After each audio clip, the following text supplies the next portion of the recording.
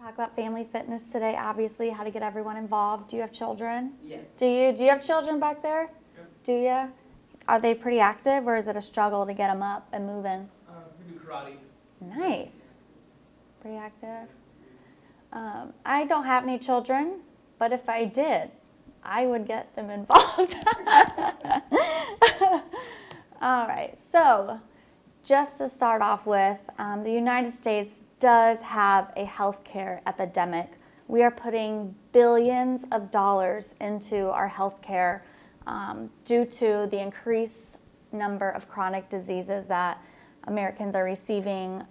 As it says, 7 of the 10 leading causes of death within the U.S. are from chronic diseases. And with chronic diseases, that means like diabetes, heart disease, respiratory disease, things that can really be more controlled by physical activity and, of course, what we're eating too. So just some pretty alarming stats. 79% of Americans don't get enough exercise. I'm actually not shocked by this. I mean, we work most hours of the day is we're working, and if we have a desk job, it really, really plays a huge role. The difference I see in my clients, one that has a pretty, not even labor-intense job, just if they're up walking around all day compared to someone that has to sit at a desk all day, it's a huge difference just from that small, insignificant difference. 1 in 3 Americans have cardiovascular disease. Like I said, $117 billion in healthcare costs due to inactivity annually. 80% of Americans don't get enough physical activity.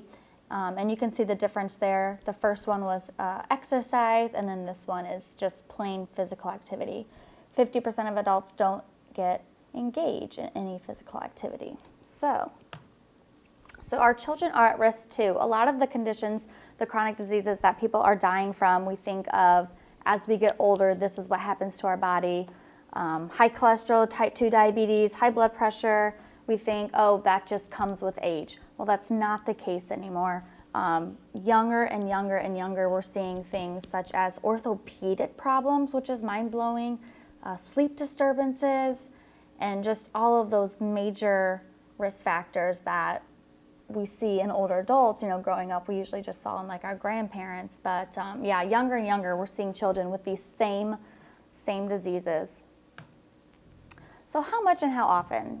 Kids need exercise, but what do we need? We're always talking about adults and strength training and going to the gym X amount of time a week, but what do kids need? So children generally need 60 minutes a day, and that's split between aerobic and muscle strengthening exercises. And we'll kind of talk later what that can entail, because you can't tell a 7-year-old to go to the gym, hit the treadmill for 30 minutes, and hit the weights for another 30. So we'll talk about different ways to get that in. Adults, approximately 30 minutes daily, split between aerobic and muscle strengthening exercises, and then seniors, 30 minutes daily, split by 2 if there's no restrictions. So a little bit of a difference there. So lots of barriers to meeting these guidelines. One of the handouts I have is a barrier and solution page. It just kind of lists the most common barriers that I've heard, like lack of time, lack of motivation, and then it has a solution under there. So it can kind of give you an idea of what are your own barriers and your family's barriers to getting physical activity, and what are some solutions that might work. So these are just an example. There's personal, social, environmental factors as to why you're not getting enough PA. So attitude. You're just not into it, and it's understandable. Not everyone likes to be physically active. Influence of their peers, parental support. If they don't have friends that are into, let's say, physical activity, playing basketball outside, and their friends would rather do stuff inside, that's going to influence them. Why do they want to go outside and do things if their peers aren't?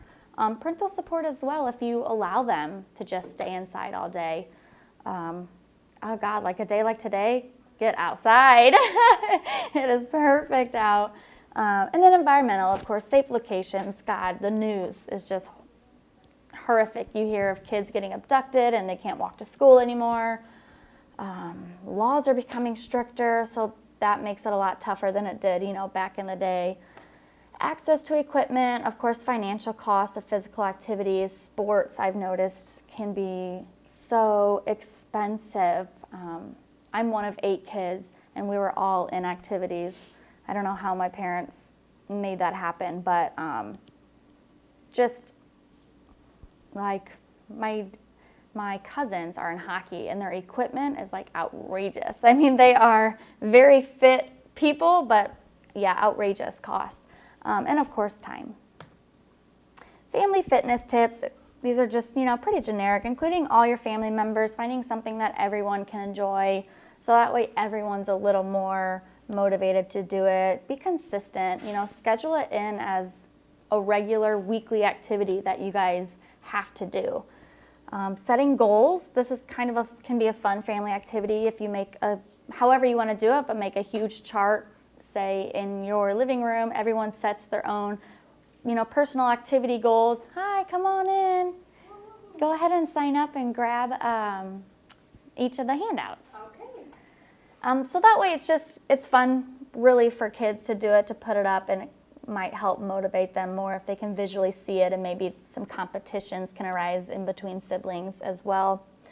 Research technology, there is an app for everything, and I have one in this presentation that's really good for young kids, but I'm sure they have them for all age groups. There's apps for everyone.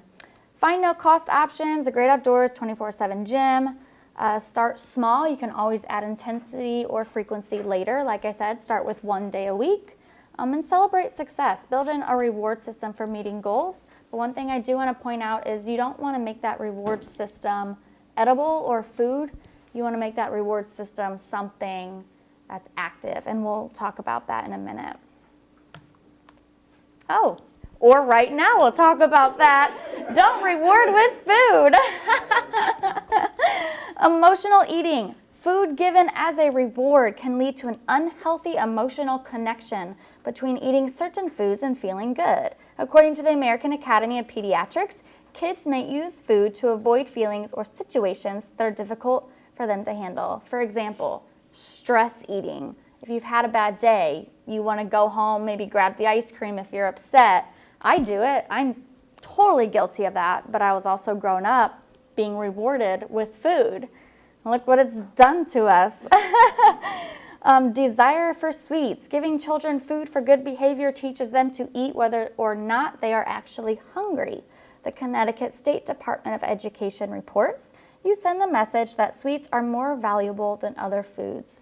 So if you're already having a hard enough time getting your kids to eat their fruits and vegetables, this is just going to make it even harder. Because they see the value in that cookie or that cupcake. If you think about birthday parties, that revolves around a big cake and ice cream. So it's something that's just in our society, that it's a learned habit that we have. It's in our culture. Motivating the family. Most young kids prefer activities to conventional exercise. Family members are most likely to stay involved if there is an element of parental participation. I know as a kid, I would always be so bored just all the time, and my mom would always yell at me to go do something, but I would never do it unless she did it with me, because it's just not as fun, especially when you're really little. You want your parents to participate and hang out with you. So individuals of all ages are most motivated by, no matter what the age, goals, targets with an end date, a lighthearted competition, and progress tracking. So no matter what age groups are in your family, you all have this in common. So whatever physical activity ideas that you come up with, you can, make it around these 4 factors, and it'll keep everyone motivated. So goals for everyone, have an end date, some competition, and tracking your progress. Usually visually tracking the progress is going to be more beneficial. So kids 4 to 5 years old, 60 minutes of structured physical activity and 60 minutes of unstructured physical activity. So the 60 minutes of unstructured would just be go play, go do whatever, just stay on your feet. So we really want to focus on enhancing their fundamental skills when they're 4 to 5 years old, and that's why these silly games are so important. Hopping, skipping, jumping forward, because it's actually making them practice skills, physical skills that they need at that specific age for their muscles and their bones and what their brain can handle. So typical kid games, balancing on one foot, throwing a ball, somersaults, hiking, dancing. They all seem silly, but they're really, really working on those fundamental skills that we need to enrich at that age. 6 to 12 years old. So 1 hour or more of moderate and vigorous physical activity on most days of the week. They can participate in several bouts of physical activity of 15 minutes or more each day. This is why recess is so important. I know teachers get wound up because kids are wound up themselves, but it's because they're not getting the activity that they need. They're like constantly needing to release that burst.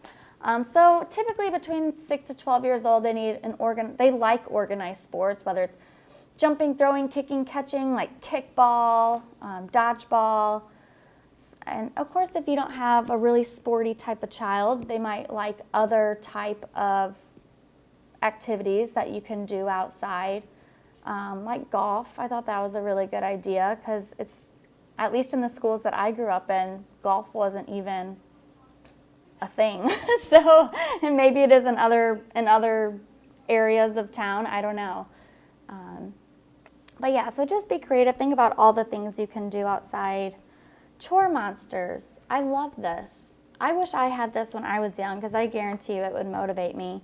So the great thing about chores is that it does force kids to be physically active and they're cleaning your house at the same time. So it's just perfect. I think it's genius.